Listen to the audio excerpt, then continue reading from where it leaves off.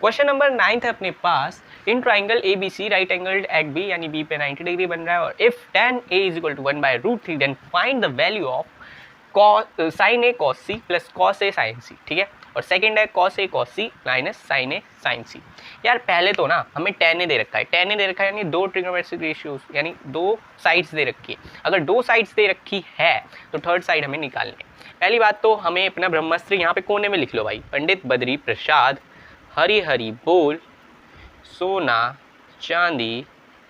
तो tan हमारा p/b होता है यार, p/b होता है। अगर tan a हमें गिवन है p/b, राइट, कोई दिक्कत। अगर tan हमें गिवन है p/b तो यानी 1 हो गया √1 हो गया परपेंडिकुलर और बेस हो गया √3। परपेंडिकुलर हो गया हमारा 1 और बेस हो गया हमारा √3 और हमें निकालना क्या होगा अब हाइपोटेनस। कोई दिक्कत है? कोई दिक्कत नहीं। If we put Pythagoras theorem, चलो मैंने लगा दिया पाइथागोरस थ्योरम जो कि होता है हाइपोटेनस का स्क्वायर परपेंडिकुलर का स्क्वायर प्लस बेस का स्क्वायर। तो हाइपोटेनस क्या है मुझे नहीं पता है तो वही तो फाइंड करना है। परपेंडिकुलर क्या है 1 है और बेस क्या है √3 है, √3 का स्क्वायर। 1 प्लस ये √3 क्या हो जाएगा 3 हो जाएगा और यहाँ पे हो जाएगा 4 और ये h का स्क्वायर। अगर मैं ये ऐसे करूँ तो कोई दिक्कत है नहीं है, ठीक है। इतना तो अब डायरेक्ट आना चाहिए आपको, ठीक है। अब हमारे पास हाइपोटेनस भी आ गया। हाइपोटेनस कितना आ गया है 2। तीनों चीज़ें आ गई हैं, ठीक है। इस पर फोकस करना, फोकस, ठीक है। ये अभी मैं मिटा देता हूँ। हाइपोटेनस अभी आ गया हमारे पास, ठीक है। अब एक बात बताओ, हमें फर्स्ट सॉल्व करना है ना, तो पहले फर्स्ट सॉल्व करता हूँ। Sign A cos C plus cos A sign सी, ठीक है। कोई दिक्कत है? साइन क्या होता है? एक मिनट, एक चीज और देखनी है आपको यहाँ पे। क्या हमें राइट एंगल एट बी बोला है ना, ए मैंने लिख दिया, बी मैंने लिख दिया, सी मैंने लिख दिया। बी पे 90 डिग्री फॉर्म कर रहा है हमारा। क्या अगर ए के हिसाब से मैं देखूं, एंगल ए के हिसाब से मैं देखूं तो परपेंडिकुलर मेरा 1 आ रहा है यानी बी सी हमारा ये 1।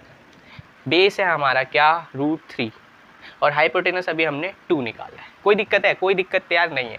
साइन अभी ए की बात कर रहे हैं। साइन ए एंगल ए के हिसाब से परपेंडिकुलर क्या होगा? परपेंडिकुलर क्या होगा? साइन ए के हिसाब से परपेंडिकुलर हमारा यहाँ पे होगा साइन ए के हिसाब से बी सी और साइन और हाइपोटेनस तो सबका सेम ही रहता है ना, तो यानी हाइपोटेनस हमारा ए सी, ठीक है।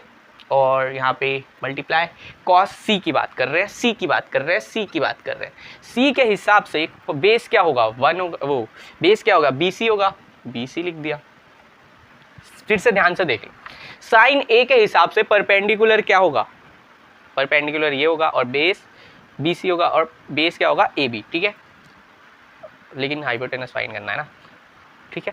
अब एक बात बताओ, कॉस सी से देखना है हमें, हमें सी बोला है तो सी के हिसाब से देखना है कि हमारा बेस क्या है, ठीक है। तो सी के हिसाब से बेस है बी सी और हाइपोटेनस तो हमेशा क्या होता है सेम होता है यानी ए सी, है ना। प्लस अब कॉस क्या होता है बेस अपॉन हाइपोटेनस। इस बार बेस हमारा √3 हो जाएगा, √3 और हाइपोटेनस तो यार हमेशा से सेम होता है। अरे यार √3 मैं क्यों लिख रहा हूँ, मैं ना तुम्हें समझाने के लिए भी पहले ये लिख देता हूँ। कॉस बेस अपॉन हाइपोटेनस होता है कॉस, क्या होता है बेस अपॉन हाइपोटेनस होता है कॉस। और कॉस सी के हिसाब से सॉरी अभी क्या बोला था इसने, कॉस ए के हिसाब से हमारा बेस क्या है ए बी। कॉस ए के हिसाब, अगर आप ऐसे टेढ़े होके देखो ना तो बेस ये है ए बी है, तो ए बी। और यहाँ पे साइन सी, अब सी के हिसाब से साइन के लिए परपेंडिकुलर क्या हो जाएगा, सी के हिसाब से साइन के लिए परपेंडिकुलर हो जाएगा ए बी और बेस तो हमेशा हमारा सेम रहता है। तो यहाँ पे क्या आ जाएगा बी सी का और ए सी का स्क्वायर, राइट, और प्लस ए बी का अपॉन ए सी का स्क्वायर। पुट करें वैल्यू, चलो पुट करते हैं। बी सी क्या है हमारा 1 है और ए सी क्या है हमारा 2 है और ए बी क्या है हमारा √3 है और AC क्या है हमारा 2 है, उसका स्क्वायर। तो सिंपल सी बात है यार, यहाँ पे 1/4 आ जाएगा, यहाँ पे 3/4 आ जाएगा। अब एक बात बताओ, यहाँ पे 4 LCM लेके 1 + 3 करूँगा तो यहाँ 4/4 आएगा, जो कि आंसर 1 हो जाएगा। कोई दिक्कत है? कोई दिक्कत है? होपफुली आपको ये समझ आया होगा। देखो एक चीज़ ध्यान से देखो, किसी भी एंगल के हिसाब से पता चलता है कि मतलब साइन, अगर साइन A है ना तो हमें A के हिसाब से देखना होगा बेस या परपेंडिकुलर क्या है। अगर साइन C है तो अब C के हिसाब से देखना होगा बेस और परपेंडिकुलर क्या है। ठीक है, अब होपफुली यार ये आपको समझ आया होगा, राइट। अब बढ़ते हैं, तो नेक्स्ट पार्ट है अपने पास cos A cos C minus sin A sin C। तो एक चीज़ आप देखोगे ना, अब एक चीज़ देखोगे cos A के हिसाब से यार, cos A के हिसाब से इस बार हमें क्या पूछा है, cos A। अब पहली बात तो cos क्या होता है, cos theta is equal to base upon hypotenuse. इस बार तो समझा ही दूंगा पक्का, इस बार समझा ही दूंगा। साइन को भी लिख देता हूँ, साइन होता है, साइन थीटा होता है परपेंडिकुलर अपॉन हाइपोटेनस, राइट। अब cos A के हिसाब से बेस क्या है, cos A के हिसाब से बेस है √3। कोई दिक्कत नहीं, तो √3 लिख दिया और हाइपोटेनस हमेशा सेम रहता है यानी 2 लिख दिया। ठीक है, मल्टीप्लाई यहाँ पे किससे हो जाएगा, cos C से। अब C के लिए बेस क्या होगा, 1 होगा। कोई दिक्कत है, C के लिए cos B/H होता है ना, cos C के लिए बेस होगा 1, तो यहाँ पे मैंने 1 लिख दिया और हाइपोटेनस हमेशा सेम रहता है, right. Same sine theta P/H होता है ना। साइन A के हिसाब से परपेंडिकुलर क्या है, 1, तो यहाँ पे लिख दिया मैंने 1 और बेस हमेशा है यानी हाइपोटेनस हमेशा सेम रहता है, तो यहाँ पे 2 लिख दिया और इसको स्क्वायर किस लिए लगा दिया मैंने और इसको मल्टीप्लाई किया।